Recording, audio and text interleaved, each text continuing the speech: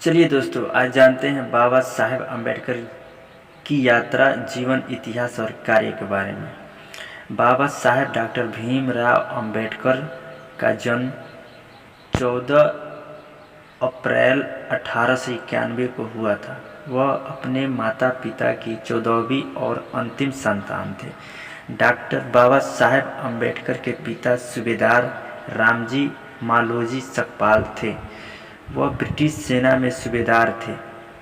बाबा साहेब के पिता संत कबीर दास के अनुयायी थे और एक शिक्षित व्यक्ति थे।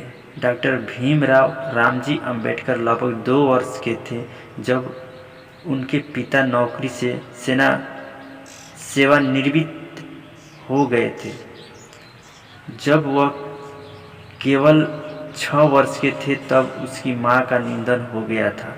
बाबा साहब ने अपनी प्रारंभिक शिक्षा मुंबई में प्राप्त की। अपने स्कूल की दिनों में ही उन्हें इस बात से गहरा सदमा लगा कि भारत में अछूत होना क्या होता है।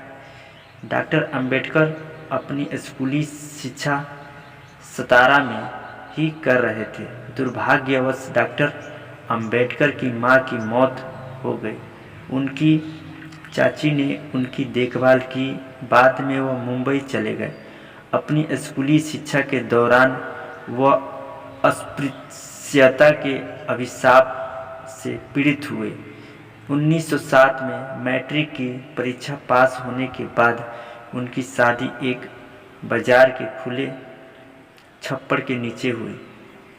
डॉक्टर अंबेडकर ने अपनी स्नातक की पढ़ाई एल्फिंस्टन कॉलेज बॉम्बे से की, जिसके लिए उन्हें बड़ौदा के महामहिम सयाजीराव गायकवाड़ से छात्रवृत्ति प्राप्त हुई थी।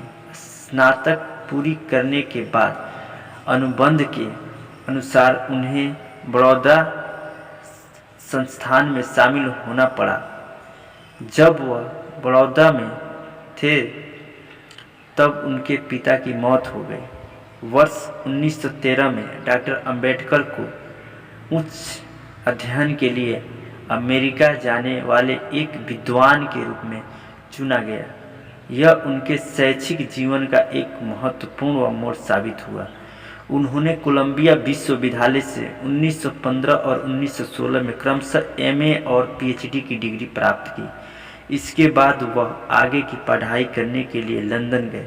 वह ग्रेज इन में वकालत के लिए भर्ती हुए और उन्हें London school of economics and political science में DSc की तैयारी करने की भी अनुमति प्राप्त हुई, लेकिन उन्हें बड़ौदा के दीवान ने भारत वापस बुला लिया। बाद में उन्होंने बार एट लॉ और DSc की डिग्री प्राप्त की। उन्होंने जर्मनी के बान विश्वविद्यालय में कुछ समय तक अध्ययन किया। उन्होंने 1916 में भारत में जातीय उनका तंत्र, उत्पत्ति और विकास पर एक निबंध पढ़ा। 1916 में उन्होंने भारत के लिए राष्ट्रीय लाभांश, एक ऐतिहासिक और विश्लेषणात्मक अध्ययन पर अपना थीसिस लिखा और अपनी पीएचडी की डिग्री प्राप्त की। इसे